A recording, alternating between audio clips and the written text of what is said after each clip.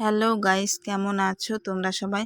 আর এদিকে দেখো আমি সাপ ধরে ফেলেছি। সরি, এটা সাপ না, এটা হচ্ছে কুচা। কেউ বলে কুচা, কেউ বলে কুচিয়া, যার যেটা ভালো লাগে সেটা বলে। তো আমি কুচা বলি। তো আজকে কুচার সবজিটাই রান্না হবে। আর আমার বোনকে বলছি একটু ধরার জন্য, ওনা ভয়ে পালাচ্ছে। আর আমাকে ওনাও ধরতে খুব ভয় পাচ্ছিল, খুব সাহস করে ধরলাম এটাকে। আর এখন চলে যাচ্ছি বাজার করতে, কারণ কুচার সবজিটা রান্না হবে আর বাজারটা আমি করবো আজকে। আর এদিকে যেতে যেতে দেখতে পাচ্ছি খাওয়ার দাওয়া শুরু হয়ে গেছে।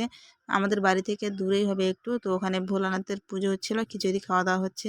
জানতাম যে খাওয়া দাওয়া হবে, কিন্তু না, আমার একদম খেয়াল ছিল না আসার সময়। তাহলে একটু তাড়াতাড়ি করে বেরিয়ে পড়তাম আর বেশ ভালো করে খেতাম। তো যাই হোক, দেরি করে একটু বেরিয়ে পড়েছি, খাওয়া দাওয়া করে নিব, তারপর যাবো আবার বাজারে।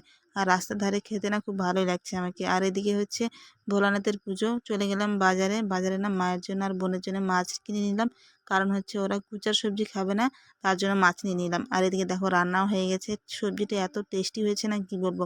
আর আমি খেয়ে নিই ততক্ষণ